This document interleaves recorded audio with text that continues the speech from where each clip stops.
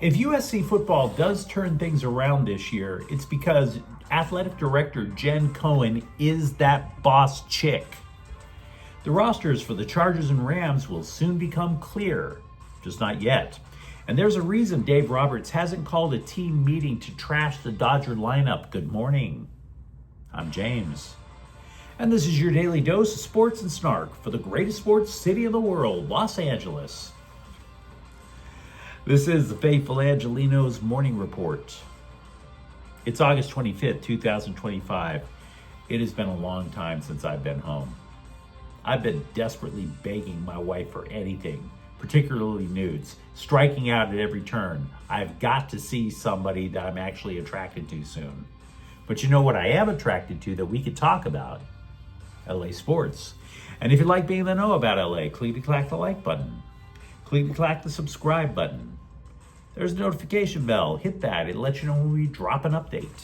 Sharing is caring. Let people know we exist. And by all means, comment. Now, before we go through the news and notes, a quick look at the scoreboard. Dodgers 8, Slime Diego 2. For all the panic that the scribes tried to raise about playing in Dodger Stadium South, oh no, the Padres are going to be so fired up to win for their fans. Yeah, the Puds had sole possession of first place for one day. One day. So, shh. Meanwhile, today, Cincinnati's in town to play the Dodgers at 7. What do you say we get to the news? I want to start off with USC because we can totally agree on the upcoming season that USC football has to show dramatic, tangible progress. You know, Christmas bowl game ain't going to cut it. That recruiting class at 2026 can't get here soon enough. And yet, when you take that step back and you look at USC, you notice how the program appears to be trending up, even though it hasn't taken the field in a game yet. How did Trojans football all of a sudden seem like the place to be when it came to high school recruiting? Well, it's because athletic director Jen Cohen realized Lincoln Riley had way too much on his plate. The press and the fans obviously love to go after Riley. If the team turns around, he's going to get his credit. But make no mistake, Cohen's fingerprints and her manicured nails are all over this program. Both agents and people inside the program agree that the Trojans are a player and Cohen is a big factor. Now, some of the reasons for this turnaround, we've talked about piecemeal over the last couple of years. But every single factor goes back to the athletic director. For example, in order, 1, Cohen is more adept than former athletic director Mike Bone at understanding NIL. I'd also suggest Cohen is more adept than Mike Bone at not harassing female employees, but I digress. 2, Cohen is the one who cut the check to replace defensive coordinator Alex Grinch and his visor with the Anton Lynn. That obviously worked out. 3, Cohen realized general manager Dave Emmerich was not, as they say in the mafia, a wartime consigliere. Cohen wanted a GM that recruits. An agent told The Athletic this about Chad Bowden, quote, easy to deal with, direct. I think one of the biggest things with USC previously was the lack of direct answers. They kind of let people land in the gray and there wasn't a real buy-in and commitment to it. Now there's a plan and buy-in across the board from Jen Cohen on down, unquote. 4, when NIL collectives first came to be, there were a lot of enthusiastic USC boosters and benefactors, right? And all of them wanted to be a baller. All of them wanted to be the baller. I mean, I was talking about things like the Conquest Collective, the Boulevard, Tommy Trojan's House of Touchdowns and Hummus. And now it's simple. It's been streamlined. House of Victory. See, in football, The on-field challenge is to get 11 men to function as one. If USC does get that bounce this year, it's because a boss chick got many men on the sidelines to do likewise. And she will deserve her credit for it. Also with USC, former quarterback Todd Marinovich, someone who is considered a can't-miss NFL prospect from the time he went to kindergarten, for Pete's sakes. But he threw it all away so he could inject a space shuttle-sized syringe loaded with heroin into his veins. He has written his memoir, Marinovich, Outside the Lines in Football, Art, and Addiction. Now, I want to be careful here.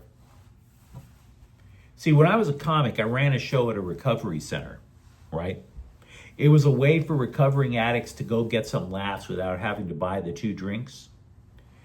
When you meet somebody in recovery, you can see it in their eyes.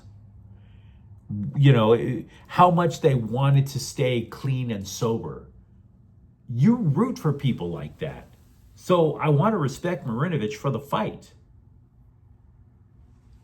But I have 2 things to say.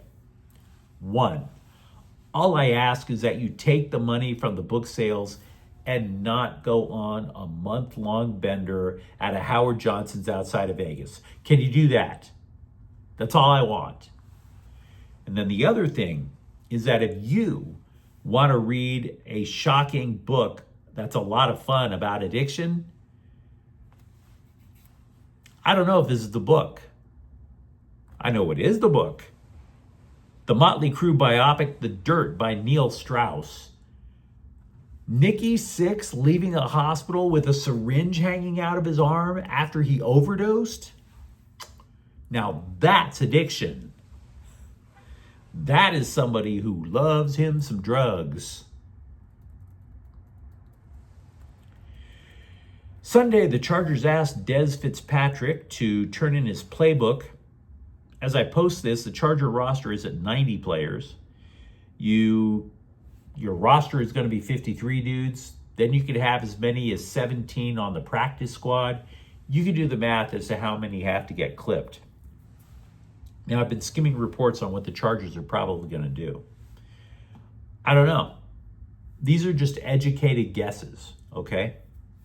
For example, yesterday we talked about how Taylor Heineke is a potential trade chip. See, if the Chargers keep 2 quarterbacks, that would likely put Heineke, a former starter, on the practice squad. Also, I don't know, we do know what Joe Ortiz claimed about Najee Harris being available for week 1, probably. I don't buy it. I think he goes on injured reserve for 4 games. Now, what does that mean? Heineke and or Harris could be trade bait. I'd probably put Heineke more than Harris.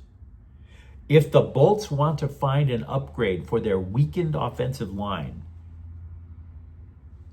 you could easily see one or both of those guys getting sent out. And we always try to admit when we're wrong on this channel. Yesterday, I was telling you that reports suggest offensive linemen don't get traded before the start of the season. Yeah, that's not true this year. Philly yesterday traded for 2. Maybe the Chargers see the market moving. Maybe they want to get in on it. As for the rest of the roster, I like USC. I like Brendan Rice, but I don't think he's going to make the cut as a wide receiver. I haven't heard a thing about him. Defensively, I think the Chargers are locked in at edge rusher, linebacker, safety. They've been talking up the interior defensive line and quarterbacks, but I'll believe it when I see it, guys.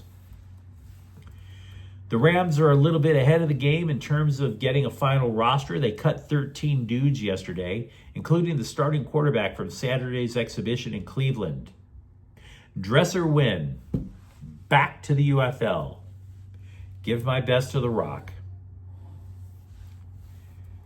I think if we are looking at the Rams, no, I don't see them getting in on a trade market. I mean, the only drama that they've had in camp has basically been circled around Matthew Stafford. And let's be real, he's going to make the roster. I think the Rams know what they have at running back, receiver, tight end, offensive line. I suppose if there is sort of a controversy, it's going to be whether or not Stetson Bennett makes the team. But who cares? Do you really expect a third-string quarterback to get quality time?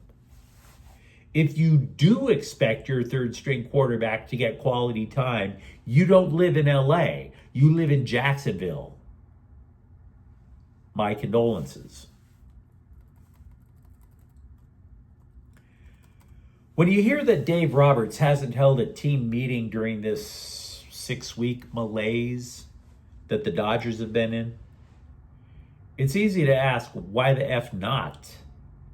You had a 9-game lead in the division and blew it, my dude.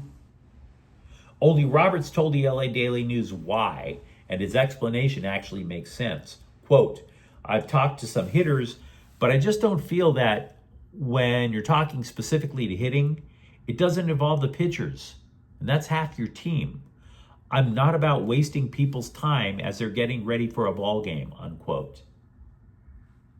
He was also asked about making changes in the hitter's approach. Quote, couldn't disagree more. I feel we have the ability, the talent to grind pitchers. I want my cake and eat it as well, unquote. Also with the Dodgers, Ha-Seong Kim is 4 of 16 in his rehab stint with the Midwest Manure Pit. Kike Hernandez could actually get called up today. He's been 5 of 14 in 5 games. Max Muncy, by the way, should face live pitching this week. That still means he's weeks away from a return. Lakers Summer League center Colin Castleton has signed with Orlando, which is fine. I'm not trying to clown the guy when I say this. There's a larger point I'm trying to make. The point is the Lakers also took a flyer on Castleton as an undrafted free agent. They were in desperate need for a backup center. The guy put up huge numbers in Florida. This summer, the Lakers saw the leading scorer in college didn't get drafted. Now, Eric Dickerson, he totally missed Summer League. Now he's on a 2-way contract. I bring this up to you guys to remind you of something. The Lakers struck pay dirt with Austin Reeves. That doesn't mean they're going to succeed in finding an Austin Reeves every single year. We always like to talk about the next big thing, the diamond in the rough. There's not a lot of diamonds in that there rough, guys. Just saying. But you let me know what you think in the comments thread. Talk to me about how much credit Jen Cohen would actually deserve if USC all of a sudden becomes a college playoff team. What do you want to see when the Chargers and Rams finish their roster cuts? And if you enjoyed this update, don't forget to subscribe to Faithful Angelenos. We're talking LA sports every single day. Thank you for watching. I'm James, and we'll be back tomorrow. Faithful Angelenos is a Kian Corte El Queso production. Take care.